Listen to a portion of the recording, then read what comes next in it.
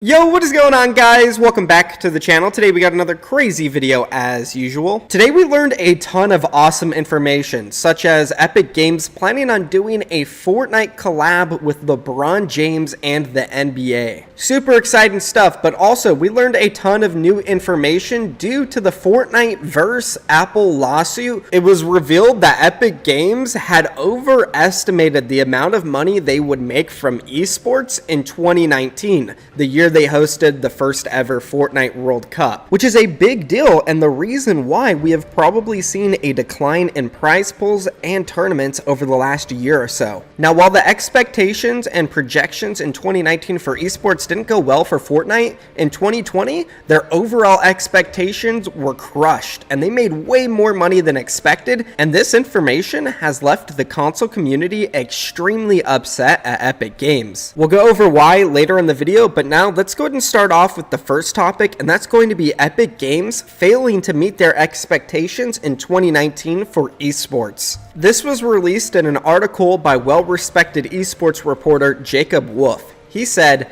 Epic overestimated potential Fortnite esports revenue by $154 million in 2019. And in the article, it says this: Epic Games overestimated the revenues it could make from Fortnite Esports in 2019, the year it hosted the massive Fortnite World Cup event in New York, by $154 million, according to new documents submitted today in Epic's lawsuit against Apple.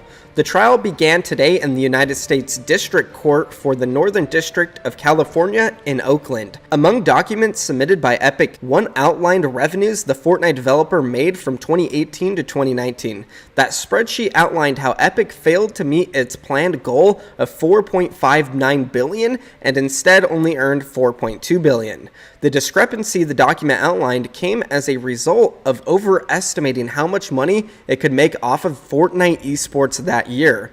A breakdown of how Epic expected to generate these revenues was not included in the document. Epic is not a publicly traded company, so its financial documents are not often disclosed. Now, I'm not sure because a lot of this information isn't public, as he stated in that statement, but it seems like Epic Games might be upset at Apple because they didn't participate in the Fortnite World Cup as a sponsor. Because in the article, Jacob Wolf also said this: in subsequent emails submitted as evidence, Epic employees suggested the company discussed a potential partnership with Apple as a presenting sponsor for the Fortnite World Cup, which could give us some more leverage with Apple.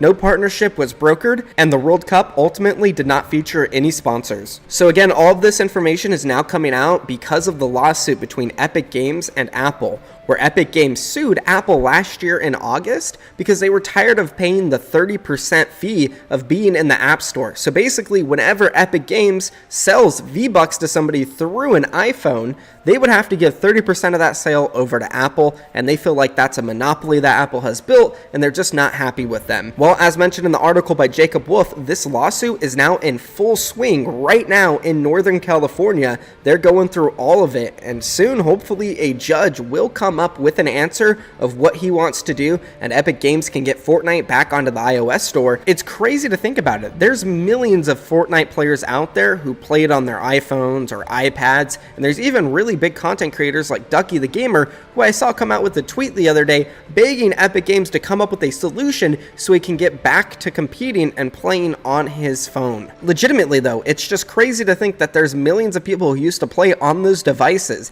and haven't been able to do it since August. Now, we're about to talk about the NBA and LeBron James collab with Fortnite soon, but first, let's go into transition because it makes more sense to talk about how much money Epic Games has made from certain platforms. Obviously, I said it earlier, console players are very upset, and it makes sense that they're upset because they have brought a lot of revenue in for Fortnite, and they don't even have their own Fortnite Championship Series. Take a look at this chart. It's the 2020 Fortnite baseline revenue, and it will show what they projected to make and what they actually made. So in the middle there, you have the 2020 total. This is how much money they made over 2020 from this specific console or PC or whatever it is. So looking at PS4, in 2020, they made over $1 billion from PS4 players.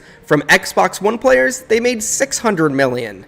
They projected only to make 900 from PS4 and 530 from Xbox, so they crushed it by over 100 million in both of them almost. Now taking a look at Switch, I'm actually surprised here. Switch is the third most earned revenue source from Epic Games. It's not even PC. They pulled in $378 million, while PC only pulled in $308 million. Then under that, you have Android and iOS, which remember though, we have to take into account. In August, iOS and Android, you couldn't purchase things anymore from Epic Games. You couldn't even play the game because of the lawsuit. So that could have been a little bit higher, but I don't think it would have taken over PC or Switch. Then we have this Google thing, which I'm not even sure what that is. Maybe that's like Google phones. $17 million there, not too bad. But the craziest thing I think of this entire chart is if you take PS4 and Xbox, you add them together, you have $1.6 billion in revenue.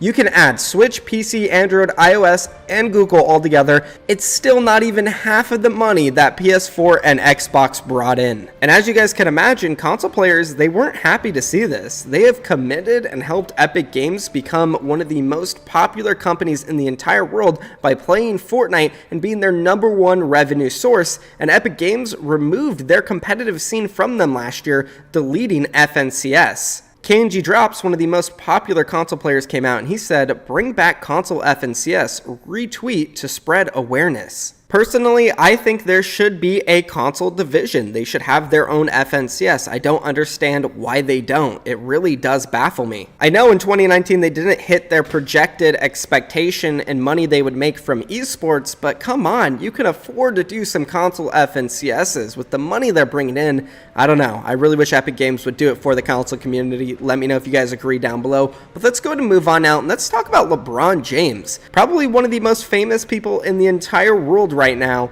is now doing a collab with Fortnite. It was announced by HypeX. He said, Epic Games are also planning to make the first ever sports event in Party Royale, featuring LeBron James and Zion. This would be huge. Epic Games, they're known for doing huge deals with Marvel, Travis Scott, they have NFL skins. This seems to just be the start. Who knows what they're going to push out with LeBron James or the NBA. We could have some NBA skins coming out in the future, which I think would be really cool, and you already know all of them console players, PC players, I mean all of the players, they're going to go buy those skins up. Everybody loves basketball. Everybody loves LeBron James. And if you don't love LeBron James, I'm sure there's a basketball player out there or team that you do love that you'll buy a skin for. Epic Games and Fortnite, they truly are the masters of collabs. They've worked with everybody out there who is popular, and this is why they've made so much money. We took a look at that 2020 chart. They've brought in almost $5 billion total. I mean, holy crap, that's just a ton, and it's because they do these awesome collabs. So if you guys are excited for the LeBron James collab coming in the future, let me know. Who's your favorite basketball team as well? That's going to be it for me, though. I love you guys so much. Thank you for watching the video. Let's get some support out there for the console community. Let's try to get their FNCS back because they do deserve it. That's it for me, though, guys. I'm out of here. Peace.